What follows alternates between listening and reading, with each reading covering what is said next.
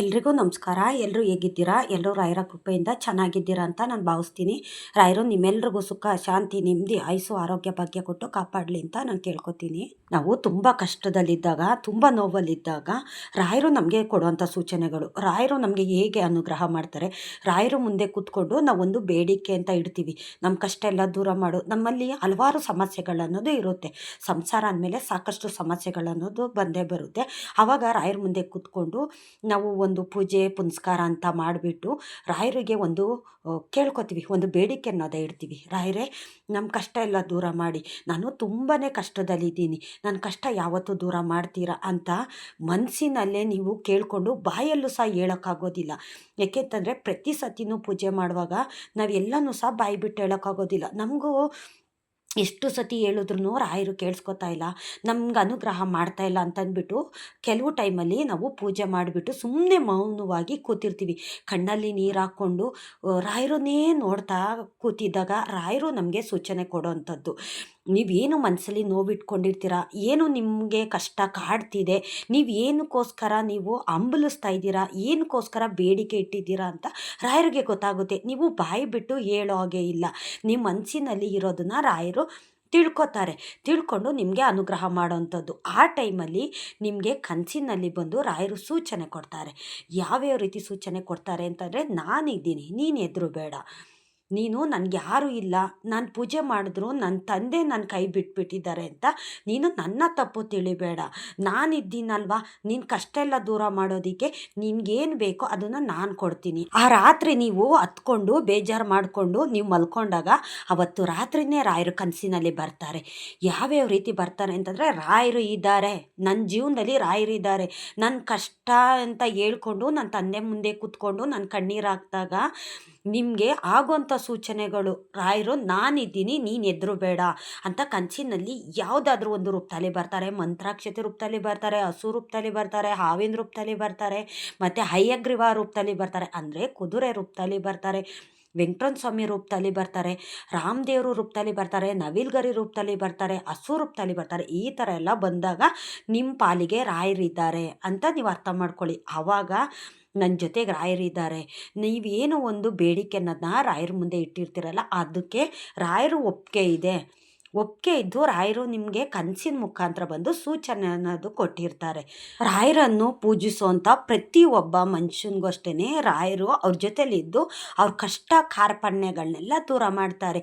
ನಿಮಗೆ ತುಂಬ ಕಷ್ಟ ಬರ್ತು ಅಂತಂದಾಗ ರಾಯರನ್ನ ನೆನೆಸ್ಕೊಳ್ಳಿ, ಮನಸ್ಸಲ್ಲಿ ನೆನೆಸ್ಕೊಂಡು ದೇವ್ರಿಗೆ 2 ದೀಪ ಹಚ್ಬಿಟ್ಟು ನೀವು ರಾಯರ ಹತ್ರ ಒಂದು ಬೇಡಿಕೆ ಇಡಿ, ನನಗೆ ತುಂಬ ಕಷ್ಟ ಬಂದುಬಿಟ್ಟಿದೆ ತಂದೆ, ಹೇಗಾದರೂ ಮಾಡಿ ಆ ಕಷ್ಟ ನೀವು ದೂರ ಮಾಡಬೇಕು. ಏಕೆ ಅಂತಂದರೆ ನನ್ನ ಉಸಿರಲ್ಲಿ ನೀವಿದ್ದೀರಾ, ನಿಮ್ಮನ್ನು ಸಂಪೂರ್ಣವಾಗಿ ನಾನು ನಂಬಿದ್ದೀನಿ.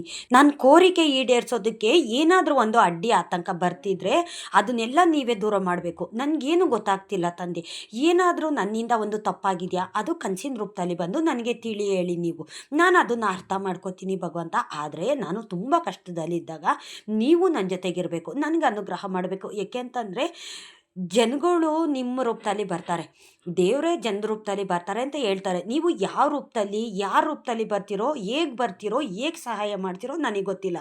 ಆದರೆ ನನಗಿವಾಗ ಕಷ್ಟ ಬಂದಿದೆ, ನೀವು ನನಗೆ ಸಹಾಯ ಮಾಡಬೇಕು, ನಿಮ್ಮನ್ನು ನಾನು ನಂಬಿದ್ದೀನಿ ಅಲ್ವಾ, ನೀವು ನನ್ನ ಕೈ ಬಿಡೋದಿಲ್ಲ ಅನ್ನೋ ಭರವಸೆ ನನಗಿದೆ. ಆದರೆ ನೀವು ನನ್ನ ಕೈ ಬಿಡಬಾರ್ದು, ನನಗೆ ಕಷ್ಟದಲ್ಲಿದ್ದೀನಲ್ಲ, ನೀವು ನನಗೆ ದಾರಿ ತೋರಿಸ್ಬೇಕು ಅಂತ ಈ ರೀತಿ ರಾಯರ ಹತ್ರ ನೀವು ಒಂದು ಬೇಡಿಕೆ ಅನ್ನೋದಿಡಿ, ಕೇಳ್ಕೊಳ್ಳಿ, ಮನಸ್ಪೂರ್ವಕವಾಗಿ ಕೇಳ್ಕೊಳ್ಳಿ. ಆವಾಗ ನಿಮಗೆ ರಾಯರು ಯಾವುದಾದ್ರೂ ಒಂದು ರೂಪದಲ್ಲಿ ಬಂದು, ನೀವು ಹಣಕಾಸು ಆಗಿರ್ಬೋದು, ಇಲ್ಲ ಒಬ್ಬ ಮನುಷ್ಯನಿಂದ ಸಹಾಯ ಆಗಿರ್ಬೋದು, ಏನಾದರೂ ಒಂದು ಸಹಾಯ ಮಾಡೇ ಮಾಡ್ತಾರೆ. ಏಕೆಂತಂದರೆ ಕಷ್ಟದಲ್ಲಿರೋ ಪ್ರತಿಯೊಬ್ಬ ಮನುಷ್ಯನಿಗೂ ರಾಯರು ಈ ರೀತಿ ಒಂದು ಸೂಚನೆ ಅನ್ನೋದು ಕೊಡ್ತಾರೆ, ಕಷ್ಟದಲ್ಲಿ ಸಹಾಯ ಮಾಡೋ ಅಂಥದ್ದೇ. ಆವಾಗ ನಮ್ಗೆ ಯಾರೂ ಇಲ್ಲಪ್ಪ, ನಾನು ಒಬ್ಬಂಟಿ ಆಗಿಬಿಟ್ಟಿದ್ದೀನಿ, ನಾನು ಏನು ಮಾಡಬೇಕು ಗೊತ್ತಾಗ್ತಿಲ್ಲ, ನನ್ನ ಮುಂದೆಗಡೆ ಎಲ್ಲ ದಾರಿನೂ ಸಹ ಮುಚ್ಚೋಗ್ಬಿಟ್ಟಿದೆ, ನಿಮ್ಮನ್ನು ನಂಬಿದ್ದೀನಿ, ನೀವು ಯಾವುದಾದ್ರೂ ಒಂದು ದಾರಿ ತೋರಿಸಿ ಭಗವಂತ, ಆ ದಾರಿನಲ್ಲಿ ನಾನು ನಡೀತೀನಿ ಅಂತ ನೀವು ರಾಯರ ಹತ್ರ ಕೇಳ್ಕೊಳ್ಳಿ. ನಿಮಗೆ ಅಂತಲೇ ಹಲವಾರು ದಾರಿನ ರಾಯರು ತೆರೆದಿಟ್ಟಿರ್ತಾರೆ. ಯಾರನ್ನಾದರೂ ನಿಮ್ಮ ಕಷ್ಟಕ್ಕೆ ಕಳಿಸ್ತಾರಲ್ಲ, ಇಲ್ಲ ನಿಮ್ಮ ಮನಸ್ಸಿನಲ್ಲಿ ಬಂದು ನಿಮ್ಮ ಯೋಚನೆ ಆ ಕಡೆ ಹೋಗೋದಾಗಿರ್ಬೋದು, ಇಲ್ಲ ನೀವೇ ಒಂದು ಏನಾರು ಮಾಡೋ ಥರ ಒಂದು ಸೂಚನೆ ಕೊಡೋದಾಗಿರ್ಬೋದು, ಈ ರೀತಿ ರಾಯರೇ ಮಾಡಿಸ್ತಾರೆ. ಸೂಚನೆ ಅನ್ನೋದು ಕೊಟ್ಟು ರಾಯರು ದಾರಿ ತೋರಿಸ್ತಾರೆ, ಆ ದಾರಿನಲ್ಲಿ ನಡಿ, ನಿನಗೆ ಒಳ್ಳೆಯದಾಗುತ್ತೆ ಅಂತ ದಾರಿ ತೋರಿಸ್ತಾರೆ ರಾಯರು. ರಾಯರು ನಂಬಿದ್ರೆ ಯಾವತ್ತೂ ಅಷ್ಟೇ ಕೈ ಬಿಡೋದಿಲ್ಲ ಅಲ್ವಾ. ಇದು ಸತ್ಯವಾದಂಥ ಮಾತು. ರಾಯರು ಪವಾಡ ಅಂತಂದ್ರೇ ಮೈಯೆಲ್ಲ ರೋಮಾಂಚನ ಆಗುತ್ತೆ. ರಾಯರು ಒಂದೊಂದು ಟೈಮು ಪವಾಡ ಮಾಡ್ತಾರೆ ಅಂದರೆ ಆ ರೀತಿ ಮಾಡ್ತಾರೆ. ನಾವು ಕೇಳ್ಕೊತೀವಿ, ರಾಯರೇ ಏಂತಕ್ಕೆ ನಮ್ಗೆ ನೀವು ಅನುಗ್ರಹ ಮಾಡ್ತಿಲ್ಲ ಅಂತ. ಇಲ್ಲ, ಪ್ರತಿ ಕ್ಷಣನೂ ರಾಯರು ಅನುಗ್ರಹ ಮಾಡ್ತಿರ್ತಾರೆ. ಯಾರಿಗೂ ಅಷ್ಟೇ ನಿರಾಸೆ ಅನ್ನೋದು ಮಾಡೋದಿಲ್ಲ. ನೀವು ತುಂಬ ಕಷ್ಟದಲ್ಲಿದ್ದಾಗ ಈ ರೀತಿ ನಿಮಗೆ ರಾಯರು ಸೂಚನೆ ಕೊಡ್ತಾರೆ. ಕನಸಿನಲ್ಲಿ ಬಂದು ನಾನಿದ್ದೀನಿ, ನೀನು ಹೆದರಬೇಡ ಅಂತ ಬಂದು ಸೂಚನೆ ಕೊಡ್ತಾರೆ. ಆವಾಗ ನೀವೇನು ಮಾಡ್ತೀರಾ, ಅವತ್ತು ಬೆಳಗ್ಗೆ ನೀವು ರಾಯರ ಮಠಕ್ಕೆ ಹೋಗಿ ನೀವು ಒಂದು ಪ್ರಾರ್ಥನೆ ಮಾಡ್ಕೊಳ್ಳಿ. ಒಂದು ಹೆಜ್ಜೆ ನಮಸ್ಕಾರ ಹಾಕಿ ಧೂಪ ದೀಪ ಬೆಳಗ್ಬಿಟ್ಟು ಕೇಳ್ಕೊಂಡು ಬನ್ನಿ. ಅಪ್ಪ, ನನ್ನ ಕಷ್ಟ ಇದೆ ಅಂತ ನಾನು ನಿನ್ನ ಹತ್ರ ಒಂದು ಬೇಡಿಕೆ ಇಟ್ಟಿದ್ದೆ. ನನ್ನ ಕನಸಿನಲ್ಲಿ ಬಂದು ಈ ರೀತಿ ಸೂಚನೆ ಅನ್ನೋದು ಕೊಟ್ಟಿದ್ದೀರಾ. ನನಗೆ ನೀವು ದಾರಿ ತೋರಿಸಿದ್ದೀರಾ, ಮುಂದೇನೂ ದಾರಿ ತೋರಿಸ್ಬೇಕು. ನನಗೀಗ ತುಂಬ ಸಂಕಷ್ಟ ಬಂದುಬಿಟ್ಟಿದೆ. ಯಾಕೆಂತಂದರೆ ನನಗಿವಾಗ ಏನು ಮಾಡಬೇಕು ಅಂತ ಗೊತ್ತಾಗ್ತಿಲ್ಲ. ನಾನು ಒಬ್ಬಂಟಿ ಆಗಿಬಿಟ್ಟಿದ್ದೀನಿ. ತುಂಬ ಕಷ್ಟ ಬಂದಿದೆ. ಆ ಕಷ್ಟನೆಲ್ಲ ನೀನು ದೂರ ಮಾಡಬೇಕು ಅಂತ ಹೋಗಿ ಕೇಳ್ಕೊಳ್ಳಿ. ಖಂಡಿತ ಯಾವುದಾದ್ರೂ ಒಂದು ದಾರಿ ತೋರಿಸ್ತಾರೆ. ಇದು 100ಕ್ಕೆ 100ರಷ್ಟು ಸತ್ಯ. ಇದು ರಾಯರು ತುಂಬ ಕಷ್ಟದಲ್ಲಿರುವಂಥ ಮನುಷ್ಯರ ಜೊತೆಗೆ ರಾಯರು ಇರುವಂಥದ್ದು. ನಾವು ಹಲವಾರು ಬೇಡಿಕೆ ಅನ್ನೋದ ಇಡ್ತೀವಿ ರಾಯರ ಹತ್ರ. ಆದರೆ ತುಂಬ ಕಷ್ಟ ಬಂದಾಗ ನಾನು ಏನು ಮಾಡಬೇಕು ಅಂತ ಗೊತ್ತಾಗದಿರೋ ಟೈಮಲ್ಲಿ ಕೈಕಾಲು ಸಾಡೋದಿಲ್ಲ. ಒಂದು ದುಡ್ಡಿನ ಸಮಸ್ಯೆ ಆಗಿರ್ಬೋದು, ಇಲ್ಲ ಒಂದು ಆರೋಗ್ಯ ಸಮಸ್ಯೆ ಆಗಿರ್ಬೋದು, ಇಲ್ಲ ಯಾರನ್ನೋ ಒಂದು ಹಾಸ್ಪಿಟ್ಲಿಗೆ ಸೇರಿಸಿರ್ತೀರ. ಆವಾಗ ನಿಮ್ಮ ಕಷ್ಟ ಅನ್ನೋದು ಇರುತ್ತೆ. ದುಡ್ಡು ಕಾಸು ಹೊಂಚೋಕ್ಕಾಗೋದಿಲ್ಲ. ಆವಾಗ ಯಾರು ಸಹ ನಿಮ್ಮ ಸಹಾಯಕ್ಕೆ ಬರೋದಿಲ್ಲ. ಆದರೆ ರಾಯರೇ ಯಾರನ್ನಾದರೂ ನಿಮ್ಮ ಸಹಾಯಕ್ಕೆ ಕಳಿಸ್ತಾರೆ. ಒಂದು ದುಡ್ಡು ಅಡ್ಜಸ್ಟ್ ಮಾಡೋದಾಗಿರ್ಬೋದು, ಇಲ್ಲ ಯಾರೋ ಒಬ್ಬ ವ್ಯಕ್ತಿ ನಿಮ್ಮ ಹತ್ರ ಬಂದು ನಾನು ಸಹಾಯ ಮಾಡ್ತೀನಿ ಅಂತ ಹೇಳೋದಾಗಿರ್ಬೋದು. ಈ ರೀತಿ ಹಲವಾರು ಒಂದು ಸೂಚನೆ ಕೊಟ್ಟು ಸಹಾಯ ಅನ್ನೋದು ಖಂಡಿತ ರಾಯರು ಮಾಡೇ ಮಾಡ್ತಾರೆ. ಏಕೆಂತಂದರೆ ರಾಯರೇ ಪವಾಡ ಪುರುಷ ಅಂತಲೇ ಒಂದು ಹೆಸರು ಮಾಡಿರೋ ನನ್ನ ತಂದೆ ಗುರುರಾಯರು. ರಾಯರು ಇರಬೇಕಾದ್ರೆ ಯಾವುದೇ ಒಂದು ಕಷ್ಟ ಕಾರ್ಪಣ್ಯನೂ ಅಷ್ಟೇ ಅವ್ರಿಗೆ ಬರೋ ಅಂಥದ್ದಲ್ಲ. ರಾಯರು ನಿಮ್ಮ ಜೀವನದಲ್ಲಿ ಇಷ್ಟೆಲ್ಲ ಮಾಡ್ತಿದ್ದಾರೆ ಅಂದರೆ ಬಲವಾಗಿ ನೀವು ರಾಯರು ನಂಬಿಕೆ ಇಟ್ಟು ಏನೇ ಒಂದು ಪೂಜೆ ಪುನಸ್ಕಾರ ಅಂತ ನೀವು ಮಾಡ್ತಿರಲ್ಲ, ಅದಕ್ಕೆ ಪ್ರತಿಫಲವಾಗಿ ಕೊಡ್ತಾರೆ. ಮೊದಲದಾಗಿ ರಾಯರು ನಂಬಬೇಕು ಸಂಪೂರ್ಣವಾಗಿ. ನೀವೇನಾದರೂ ಒಂದು ಪವಾಡ ಮಾಡ್ತೀರಾ ಅಂತ ಈ ರೀತಿ ಸಂಪೂರ್ಣವಾಗಿ ನಂಬಿಡಿ. ಆ ಟೈಮ್ಗೆ ಏನು ಬೇಕೋ ಸಹಾಯ ನಿಮಗೆ ಮಾಡ್ತಾರೆ. ನಿಮಗೆ ದಾರಿನೂ ಸಹ ರಾಯರು ತೋರಿಸ್ತಾರೆ. ನಿಮಗೆ ಆ ಟೈಮಲ್ಲಿ ತುಂಬ ಕಷ್ಟ ಬಂದಾಗ ನೀವೇನೋ ಒಂದು ಹೊರಗಡೆ ಹೋಗ್ತಿರ್ತೀರಲ್ಲ, ಆವಾಗ ರಾಯರು ಮಂತ್ರಾಕ್ಷತೆನ ನಿಮ್ಮ ಜೊತೆಯಲ್ಲಿ ಇಟ್ಕೊಂಡೋಗಿ ಬಾಯಲ್ಲಿ ಒಂದೆರಡು ಕಾಳು ಹಾಕ್ಕೊಳ್ಳಿ, ತಲೆ ಮೇಲೆ ಒಂದೆರಡು ಕಾಳು ಹಾಕ್ಕೊಂಡು ಪರ್ಸಲ್ಲಿ, ನೀವು ಪರ್ಸು ತೊಗೊಂಡೋಗ್ತೀರಲ್ಲ, ಆ ಪರ್ಸಲ್ಲಿ ಒಂದೆರಡು ಕಾಳನ್ನ ನಿಮ್ಮ ಜೊತೆಯಲ್ಲಿ ತೊಗೊಂಡೋಗಿ. ಆವಾಗ ಸಾಕ್ಷಾತ್ ರಾಯರೇ ನಿಮ್ಮ ಜೊತೆಗೆ ಇರ್ತಾರೆ. ನೀವು ಏನೇ ಒಂದು ಕಷ್ಟ ಬರುತ್ತಾ ಹೊರಗಡೆ ಹೋಗುವಾಗ ಆ ಮಂತ್ರಾಕ್ಷತೆಯನ್ನು ಕೈಯಲ್ಲಿ ಇಟ್ಕೊಂಡು ರಾಯರನ್ನ 11 ಸತಿ ಜಪ ಮಾಡಿ. ಪ್ರತಿ ಕ್ಷಣವೂ ಅಷ್ಟೇ ರಾಘವೇಂದ್ರಾಯ ನಮಃ ರಾಘವೇಂದ್ರಾಯ ನಮಃ ಅಂತ ಈ ರೀತಿ ರಾಯರದ ಒಂದು ಸ್ತೋತ್ರ ಅಂತ ಹೇಳ್ತಾ ಹೋಗಿ ಆ ಟೈಮ್ಗೆ ಏನಾದರೂ ಒಂದು ಪಾರ್ ಮಾಡೇ ಮಾಡ್ತಾರೆ. ಸಹಾಯ ಅನ್ನೋದು ಸಹ ಮಾಡೇ ಮಾಡ್ತಾರೆ. ಆ ಟೈಮಲ್ಲಿ ನಿಮ್ಗೆ ಏನಾಗಬೇಕು, ಏನು ನಿಮ್ಮ ಕಷ್ಟ ಇದೆ, ಇಲ್ಲ ಒಂದು ಶಾಪಲ್ಲಿ ಇರ್ತೀರಾ ನೀವು, ಇಲ್ಲ ಒಂದು ವ್ಯಾಪಾರ ಮಾಡ್ತಿರ್ತೀರಾ, ಇಲ್ಲ ಯಾರನ್ನೋ ಅಡ್ಮೆಂಟ್ ಮಾಡಿರ್ತೀರಾ, ಆವಾಗ ದುಡ್ಡು ಕಾಸಿಗೆ ತುಂಬ ಸಮಸ್ಯೆ ಅನ್ನೋದು ಬರ್ತಿದೆ. ಆವಾಗ ನೀವು ನಂಬಿದಂಥವ್ರು ಯಾರು ಇರೋದಿಲ್ಲ. ಏಕೆ ಅಂತಂದರೆ ಆ ಟೈಮಲ್ಲಿ, ಕಷ್ಟ ಅನ್ನೋ ಟೈಮಲ್ಲಿ ಎಲ್ಲರೂ ಸಹ ದೂರ ಹೊರ್ಟೋಗ್ತಾರೆ. ಆದರೆ ಯಾರಾದರೂ ಒಬ್ಬರು ಬರ್ತಾರಲ್ಲ, ಅವರು ರಾಯರೇ ಬರ್ತಾರೆ. ರಾಯರು ಅವ್ರ ರೂಪದಲ್ಲಿ ಬಂದು ನಿಮಗೆ ಸಹಾಯ ಮಾಡೋವಂಥದ್ದು. ಒಂದು ಡಾಕ್ಟ್ರ್ ರೂಪದಲ್ಲಿ ಬರ್ತಾರೆ, ಇಲ್ಲ ಒಬ್ಬ ಮನುಷ್ಯನ ರೂಪದಲ್ಲಿ ಬರ್ತಾರೆ, ಇಲ್ಲ ನಿಮ್ಮ ದುಡ್ಡಿನ ಸಹಾಯ ಮಾಡೋವಂಥ ರೂಪದಲ್ಲಿ ಸಹ ಬರ್ತಾರೆ. ಬಂದು ನಿಮ್ಮ ಕಷ್ಟನೆಲ್ಲ ದೂರ ಮಾಡೋದಕ್ಕೆ ಅಂತಲೇ ಯಾವುದೋ ಒಂದು ರೂಪ ತಾಳಿ ರಾಯರು ಬಂದೇ ಬರ್ತಾರೆ. ನಮ್ಮ ಜೀವನದಲ್ಲಿ ಒಂದೊಂದು ದಿನ ಒಂದೊಂದು ಥರ ಕಷ್ಟ ಅನ್ನೋದು ಬರ್ತಿದೆ. ನಿನ್ನೆ ಇದ್ದಾಗೆ ಇವತ್ತಿರೋದಿಲ್ಲ, ಇವತ್ತಿದ್ದ ಜೀವನ ನಾಳೆ ಇರೋದಿಲ್ಲ. ಯಾಕೆಂತಂದರೆ ಜೀವನದಲ್ಲಿ ಅಪ್ ಆ್ಯಂಡ್ ಡೌನ್ ಇದ್ದೇ ಇರುತ್ತೆ. ಒಂದು ಸೋಲಾಗುತ್ತೆ, ಒಂದು ದಿನ ಗೆಲುವನ್ನೋದಾಗುತ್ತೆ. ಒಂದು ದಿನ ಖುಷಿಯಾಗಿದ್ರೆ ಒಂದು ದಿನ ನೋವನ್ನೋದು ಬರುತ್ತೆ. ಏಕೆಂತಂದರೆ ಕಷ್ಟಗಳು ಆ ರೀತಿ ಇರ್ತವೆ. ಆ ಟೈಮಲ್ಲೂ ಸಹ ರಾಯರು ನಮ್ಮ ಜೊತೆಗಿದ್ದಾರೆ. ನಿಮಗೆ ತುಂಬ ಕಷ್ಟ ಬರ್ತಿದೆಯಲ್ಲ, ಆ ಟೈಮಲ್ಲಿ ರಾಯರೇ ನೀವು ನನ್ನ ಜೊತೆಗಿದ್ದೀರಾ, ನೀವಿದ್ದೀರಾ ನನ್ನ ಜೊತೆಗೆ. ನನಗೇನೇ ಒಂದು ಕಷ್ಟ ಬಂದ್ರೂ ನನ್ನ ಜೊತೆಗೆ ನೀವಿದ್ದು ಆ ಕಷ್ಟನೆಲ್ಲ ನೀವು ದೂರ ಮಾಡಿ. ನಾನು ಜೀವನದಲ್ಲಿ ತುಂಬಾ ನೊಂದುಬಿಟ್ಟಿದ್ದೀನಿ, ಆದರೆ ನನಗಿನ್ನೂ ಕಷ್ಟ ಕೊಟ್ಟು ನನಗೆ ನೋವು ಬರೋ ಥರ ಮಾಡೋದಕ್ಕೆ ಹೋಗಬೇಡಿ ಭಗವಂತ. ನಾನು ಜೀವನದಲ್ಲಿ ಸಾಕಷ್ಟು ನೋವು ಅನ್ನೋದು ಅನುಭವಿಸಿದ್ದೀನಿ, ಅವಮಾನನೂ ಸಹ ಅನುಭವಿಸಿದ್ದೀನಿ. ಆದರೆ ನೀವು ನನ್ನ ಜೊತೆಯಲ್ಲಿದ್ದರೆ ನಾನು ಎಂಥ ನೋವು ಬರಲಿ, ಎಂಥ ಅವಮಾನನೇ ಬರಲಿ, ಅದನ್ನೆಲ್ಲ ನಾನು ಸಹಿಸ್ಕೊತೀನಿ ತಂದೆ. ಆದರೆ ಸದಾ ಕಾಲ ನೀವು ನನ್ನ ಜೊತೇಲಿರಬೇಕು. ನನ್ನ ಮನಸ್ಸಲ್ಲಿ ನೀವಿರಬೇಕು. ನೀವು ನನ್ನ ಜೊತೆಯಲ್ಲಿದ್ದರೆ ನಾನು ಎಂಥ ಕಷ್ಟನೇ ಬರಲಿ, ಯಾರು ಏನೇ ಒಂದು ಅವಮಾನ ನೋವು ಕೊಡಲಿ, ಅದನ್ನೆಲ್ಲ ನಾನು ಅನುಭವಿಸ್ತೀನಿ ಭಗವಂತ. ಏಕೆಂತಂದರೆ ನನ್ನಲ್ಲಿ ನೀವು ಇರ್ತೀರಲ್ಲ, ನಾನು ಪಡೋ ಕಷ್ಟ ನಿಮಗೆ ಗೊತ್ತಾಗುತ್ತೆ. ಆವಾಗ ನಾನು ಪಡೋ ಕಷ್ಟ ನೀವು ನೋಡ್ತೀರಾ, ಆ ಕಷ್ಟನೆಲ್ಲ ನೀವು ದೂರ ಮಾಡ್ತೀರಾ. ಆದರೆ ನನ್ನ ಜೊತೆಲಿರಿ. ನನಗೆ ಬಡತನ ಕೊಟ್ಟಿದ್ದೀರಾ, ಕೊಡಿ ಭಗವಂತ. ಆದರೆ ನೀವು ನನ್ನ ಜೊತೆಲಿರಬೇಕು. ನೀವು ಹೇಗೆ ಒಂದು ಸತ್ಯ ಧರ್ಮ ಅನ್ನೋದನ್ನ ಪಾಲನೆ ಮಾಡ್ತಾ ಇದ್ದೀರೋ ಅದೇ ರೀತಿ ನನಗೂ ಅನುಗ್ರಹ ಮಾಡಿ. ನಾನು ಸತ್ಯ ದಾರಿನಲ್ಲೇ ನಡಿಬೇಕು, ನಾನು ಧರ್ಮವಾಗಿರಬೇಕು. ನನ್ನ ಬಾಯಿಯಿಂದ ಯಾರಿಗೂ ಅಷ್ಟೇ ಕೆಟ್ಟ ಮಾತನ್ನೋದು ಬರೋದು ಬೇಡ. ನಾನು ಮಾತಾಡೋ ಮಾತಿಂದ ಯಾರ ಮನ್ಸಿಗೂ ನೋವಾಗೋದು ಬೇಡ. ಆದರೆ ಅದೇ ರೀತಿ ಬೇರೆಯವರಿಂದನೂ ಅಷ್ಟೇ ನನಗೆ ನೋವಾಗೋದು ಕೊಡಬೇಡ ನೀನು. ನಾನು ಸತ್ಯ ಧರ್ಮ ನ್ಯಾಯ ನೀತಿ ಅನ್ನೋ ದಾರಿನಲ್ಲಿ ನನ್ನ ಕರ್ಕೊಂಡೋಗು.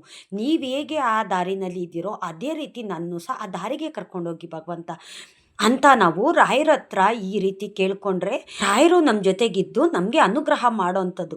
ನೀನು ಧರ್ಮನೇ ಪಾಲನೆ ಮಾಡ್ತಾ ಇದೆಯಾ, ನಿನಗೆ ಬಡತನ ಇದ್ರೂ ಒಬ್ರಿಗೆ ಮೋಸ ಮಾಡಬೇಕು, ಒಬ್ರ ಹತ್ರ ಕಿತ್ಕೊಂಡು ತಿನ್ನಬೇಕು ಅನ್ನೋ ಬುದ್ಧಿ ಇಲ್ಲ, ಬೇರೆಯವ್ರಿಗೆ ಕೆಡುಕು ಮಾಡಬೇಕು ಅನ್ನೋದು ಮನಸ್ಸು ಇಲ್ಲ. ನೀನು ಸತ್ಯ ಧರ್ಮ ನ್ಯಾಯ ನೀತಿ ಅನ್ನೋ ದಾರಿನಲ್ಲಿ ನಾನು ಹೋಗ್ತೀನಿ ಅಂತ ನನ್ನ ಮುಂದೆ ನೀನು ಬೇಡಿಕೆ ಇಟ್ಟಿದೆಯಲ್ಲ, ತಥಾಸ್ತು ಅಂತ ರಾಯರು ಹೇಳ್ತಾರೆ. ಏಕೆಂತಂದರೆ ರಾಯರು ಅಂತಂದ್ರೇ ನ್ಯಾಯ ನೀತಿ ಧರ್ಮ. ಆ ಧರ್ಮನ ಯಾರು ಪಾಲನೆ ಮಾಡ್ತಾರೋ, ರಾಯರನ್ನ ಪೂಜಿಸ್ತಾರೋ ಅಂಥವ್ರ ಬಾಳಲ್ಲಿ ರಾಯರು ಸದಾಕಾಲ ಅವ್ರ ಜೊತೇಲಿ ಇರೋವಂಥದ್ದು. ಬೇರೆಯವರು ಮೋಸ ಮಾಡೋರ ಜೊತೇಲಿ ರಾಯರಿರಲ್ವ ಅಂತ ಕೇಳ್ಬೋದು, ಇರ್ತಾರೆ. ಅಂಥವ್ರು ಕೇಳಿದ್ರು ರಾಯರು ಅನುಗ್ರಹ ಮಾಡ್ತಾರೆ. ಒಳ್ಳೆಯವ್ರ ಪಾಲಿಗೆ ಸದಾಕಾಲ ಇರ್ತಾರೆ. ಅವ್ರಿಗೆ ಎಷ್ಟೇ ಕಷ್ಟ ಬಂದ್ರೂ ಅವ್ರ ಜೊತೆಯಲ್ಲಿ ಸದಾಕಾಲ ರಾಯರು ಇರ್ತಾರೆ. ಆದರೆ ಮೋಸ ಮಾಡೋರ್ಗೆ ಪಾಲಿಗೆ ಇದ್ರೂ ಎಲ್ಲ ಟೈಮಲ್ಲೂ ಅವ್ರ ಪಾಲಿಗೆ ಅವ್ರು ಇರೋದಿಲ್ಲ. ಕೆಲವು ಟೈಮಲ್ಲಿ ತುಂಬ ಕಷ್ಟ ಅವ್ರಿಗೆ ಬಂದಾಗ ಆ ಟೈಮಲ್ಲಿ ರಾಯರು ಕೈ ಬಿಟ್ಬಿಡ್ತಾರೆ, ಅವ್ರಿಗೆ ಅನುಗ್ರಹ ಮಾಡೋದಿಲ್ಲ. ಅದೇ ರೀತಿ ನಿಮ್ಮಲ್ಲಿ ಒಳ್ಳೆತನ ಇದ್ದರೆ ರಾಯರು ನಿಮ್ಮ ಜೊತೆಗಿರ್ತಾರೆ. ಆದರೆ ಮೋಸ ಮಾಡೋರಿಗೆ ಯಾವತ್ತಿದ್ರೂ ರಾಯರು ಅವ್ರ ಜೊತೆಯಲ್ಲಿ ಇರೋದಿಲ್ಲ. ಒಂದು ಅವ್ರು ಬೇಡಿದಂಥದ್ದನ್ನು ವರ ಕೊಡ್ತಾರೆ. ಅವರೊಂದು ಹಣ ಆಸ್ತಿ ಏನೇ ಕೇಳೋದಾಗಿರ್ಬೋದು ಅದನ್ನೆಲ್ಲ ಕೊಡ್ತಾರೆ. ಆದರೆ ಒಳ್ಳೆಯವನು ಕೇಳೋದೇನು, ನಾನು ನ್ಯಾಯ ನೀತಿ ಸತ್ಯ ಧರ್ಮ, ನನಗೆ ಬಡತನ ಕೊಟ್ಟಿದ್ಯಾ, ಆ ಬಡತನದಲ್ಲೂ ನೀನಿರಬೇಕು ಅಂತ ಕೇಳಿದ್ಯಾ, ಆ ಬಡತನದಲ್ಲಿ ನಾನಿರ್ತೀನಿ, ನಿನ್ನ ಜೊತೆ ನಾನಿರ್ತೀನಿ. ನಾನು ಸತ್ಯ ಧರ್ಮ ಎಲ್ಲಿದೆಯೋ ಆ ದಾರಿನಲ್ಲಿ ನಾನಿರ್ತೀನಿ. ಆದರೆ ಹಣ ಆಸ್ತಿ ಇರೋನು ಮನೆಯಲ್ಲಿ ನಾನಿರೋದಿಲ್ಲ. ಏಕೆಂತಂದರೆ ಅವನು ಒಳ್ಳೆ ರೀತಿ ಸಂಪಾದನೆ ಮಾಡಿರೋದಿಲ್ಲ. 4 ಜನಕ್ಕೆ ಮೋಸ ಮಾಡಿ, ಒಂದು ದರೋಡೆ ಮಾಡಿ, ಒಂದು ಕಳ್ತನ ಮಾಡಿ, ಮೋಸ ಮಾಡಿ ಅವ್ನು ಸಂಪಾದನೆ ಮಾಡಿರ್ತಾನೆ. ಅವನ ಜೊತೆಯಲ್ಲಿ ಅವನ ಮನೆಯಲ್ಲಿ ನಾನಿರೋದಿಲ್ಲ. ಅವರು ಲೈಫ್ ಲಾಂಗ್ ಅವ್ರು ಚೆನ್ನಾಗಿರೋದಿಲ್ಲ. ಒಂದು ಟೈಮಲ್ಲಿ ಚೆನ್ನಾಗಿದ್ರು ಅಂದರೆ ಕೆಲವೊಂದು ಟೈಮಲ್ಲಿ ಅವರು ಕೆಳಗಡೆ ಬೀಳೋ ಅಂಥದ್ದು. ಆವಾಗ ರಾಯರು ಅವ್ರನ್ನ ಕೈ ಬಿಟ್ಬಿಡ್ತಾರೆ. ನಾವಿಷ್ಟನ್ನು ಅರ್ಥ ಮಾಡ್ಕೋಬೇಕು. ನಮಗೆ ಬಡತನ ಇದೆಯಾ, ಇರಲಿ. ಆದರೆ ದುಡ್ಡು ಕಾಸು ಇರೋನಿಗೆ 1000 ಚಿಂತೆ ಇರುತ್ತೆ, ಬಡವನಿಗೇನು ಚಿಂತೆ ಇರುತ್ತೆ. ನಾನು ಬೆಳಗ್ಗೆಯಿಂದ ಸಂಜೆ ತನಕ ಕಷ್ಟಪಟ್ಟು ನಾನು ದುಡಿತೀನಿ. ಸಂಜೆ ಆದರೆ ಅಂಬ್ಲಿನೋ ಗಂಜಿನೋ ಕುಡಿದ್ಬಿಟ್ಟು ನೆಮ್ಮದಿಯಾಗಿ ನಾನು ನಿದ್ದೆ ಮಾಡ್ತೀನಿ. ನನಗೆ ಬಡತನ ಇರ್ಬೋದು, ಆದರೆ ಮನಸ್ಸಿನಲ್ಲಿ ಯೋಚನೆ ಇಲ್ಲ, ಕಷ್ಟ ಅನ್ನೋದು ದೇವರು ನನಗೆ ಕೊಟ್ಟಿಲ್ಲ. ಯಾಕೆಂತಂದರೆ ದೇವತೆಗಳು ನನ್ನ ಜೊತೆಯಲ್ಲಿರೋ ಅಂಥದ್ದು. ಆದರೆ ಸಿರಿವಂತನಿಗೆ ಏನು ಚಿಂತೆ ಇರುತ್ತೆ ಅಂತಂದರೆ, ನನ್ನಲ್ಲಿ ಹಣಕಾಸಿದೆ, ಯಾರು ಬರ್ತಾರೋ, ಯಾರು ಕಳ್ತನ ಮಾಡ್ತಾರೋ, ಯಾರು ಕಿತ್ಕೊಂಡು ಹೋಗ್ತಾರೋ, ಯಾರು ನನಗೆ ಮೋಸ ಮಾಡ್ತಾರೋ ಅಂತಲೇ ಅವನು ಒಂದು ಭಯದಲ್ಲಿ ಬದುಕ್ತಾ ಇರ್ತಾನೆ. ದುಡ್ಡಿರೋನಿಗೆ ಸಾವಿರಾರು ಚಿಂತೆ ಇರುತ್ತೆ. ಆದರೆ ದುಡ್ಡಿಲ್ದಿರೋ ಬಡವನಿಗೆ ಅವನಿಗೆ ಹಣಕಾಸು ಇಲ್ಲ ಅನ್ನೋದೊಂದು ಚಿಂತೆ ಬಿಟ್ಟರೆ ಅವನು ನೆಮ್ಮದಿಯಾಗಿ ಜೀವನ ಮಾಡೋವಂಥದ್ದು. ಅಂಥವ್ರ ಜೊತೆಯಲ್ಲಿ ರಾಯರು ಸದಾ ಕಾಲ ಇರ್ತಾರೆ. ನೀನು ಏನೊಂದು ಸಹ ನೀನು ಅಪೇಕ್ಷೆ ಪಡೋದಿಲ್ಲ, ಆದರೆ ನಿನ್ನ ಜೊತೆಲಿ ನಾನಿರ್ತೀನಿ. ಆದರೆ ದುಡ್ಡಿರೋನ ಜೊತೆಯಲ್ಲಿ ನಾನಿರೋದಿಲ್ಲ. ಮೋಸ ವಂಚನೆ ಮಾಡೋ ಅಂಥ ಮನೆಯಲ್ಲಿ ಮನಸ್ಸಲ್ಲಿ ನಾನಿರೋದಿಲ್ಲ ಅಂತ ಕಷ್ಟದಲ್ಲಿರೋ ಬಡವನ ಜೊತೆಯಲ್ಲಿ ನಾನಿರ್ತೀನಿ. ಅವನ ಮನೆ ಅವನ ಮನಸ್ಸಲ್ಲಿ ನಾನಿರ್ತೀನಿ ಅಂತ ಕಷ್ಟಪಡೋರ ಜೊತೆಗೆ ರಾಯರು ಇರೋವಂಥದ್ದು. ಅವ್ರಿಗೆ ಸದಾ ಕಾಲ ಅನುಗ್ರಹ ಮಾಡ್ತಿರ್ತಾರೆ. ನಿಮಗೆ ತುಂಬ ಕಷ್ಟ ಬರ್ತಿದೆ ಅಂತ ಅನ್ನೋ ಟೈಮಲ್ಲಿ ರಾಯರನ್ನ ಜಪ ಮಾಡಿ, ರಾಯರದ ಒಂದು ಸ್ತೋತ್ರ ಹೇಳಿ, ಖಂಡಿತ ಯಾರ್ದಾದ ಒಂದು ರೂಪದಲ್ಲಿ ರಾಯರು ಬಂದು ನಿಮಗೆ ಕಾಪಾಡ್ತಾರೆ. ಇಷ್ಟೊತ್ತು ನನ್ನ ವಿಡಿಯೋ ನೋಡಿದ್ದಕ್ಕಾಗಿ ತುಂಬ ಹೃದಯದ ಧನ್ಯವಾದಗಳು. ರಾಯರು ನಿಮ್ಮೆಲ್ರಿಗೂ ಸುಖ ಶಾಂತಿ ನೆಮ್ಮದಿ ಆಯಸ್ಸು ಆರೋಗ್ಯ ಬಗ್ಗೆ ಕೊಟ್ಟು ಕಾಪಾಡಲಿ.